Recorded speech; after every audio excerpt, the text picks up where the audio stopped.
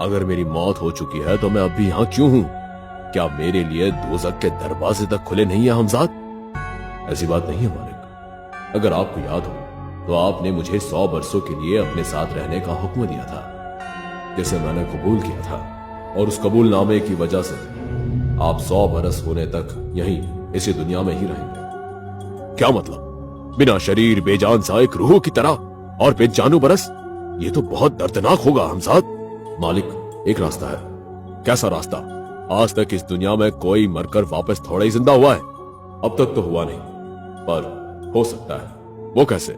इसके लिए हमें एक ऐसा इंसान चाहिए जो खुशी खुशी अपनी जिंदगी आपके लिए दे दे, और इस वक्त आप उसके शरीर को कबूल करके वापस जिंदा हो सकते हैं।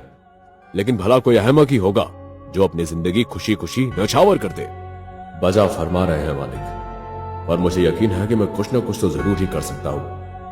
आपका मौजा शरीर खत्म हुआ है, पर मेरी कुव्वतें अब भी बरकरार है मालिक। अब तो तुम्हारी कुव्वतों का ही सहारा है हमजाद। मुझे पूरा यकीन है कि तुम हम दोनों के लिए कुछ न कुछ बेहतर जरूर कर सकते हो। जी मालिक, आप मेरे साथ चलिए। हमें किसी मजबूर को ढूंढना होगा। मजबूर ही क्यों हमजाद? क्योंकि एक मजबूर इंसान ही हमारी बातों में आकर हमारे लिए वो सब करेगा जो हम चाहते हैं। तो चलिए।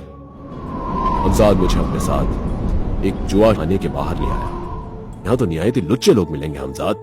भला किसी मजबूर इंसान का यहाँ क्या वास्ता?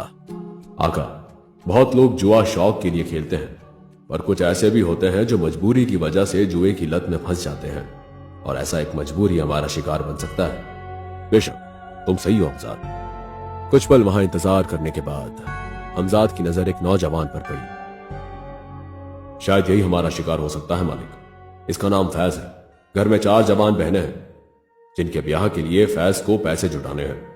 फैज के वालिद को मरे हुए अभी 2 साल हो गए हैं, और 2 सालों से फैज पैसे इकट्ठा कर ही नहीं पा रहा है। फैज की सबसे बड़ी बहन का ब्याह तो हो गया है, पर उसके ब्याह के लिए पैसे न होने के कारण जल्दी ही वो रिश्ता भी टूटने वाला है, और इसी वजह से फैज पिछले 5 दिनों से रोज जुआ खेलने आ रहा है, इस उम्मीद में कि कुछ ना कुछ पैसे मिल जाए तो उसकी आपा का ब्याह हो जाए। बहुत खूब हमजाद, अब बताओ आगे क्या करने वाले हो? मुझे इसकी मदद करनी होगी, लेकिन इस तरीके से कि उसे यकीन हो जाए कि मैं कोई जिन्न हूं। ठीक है।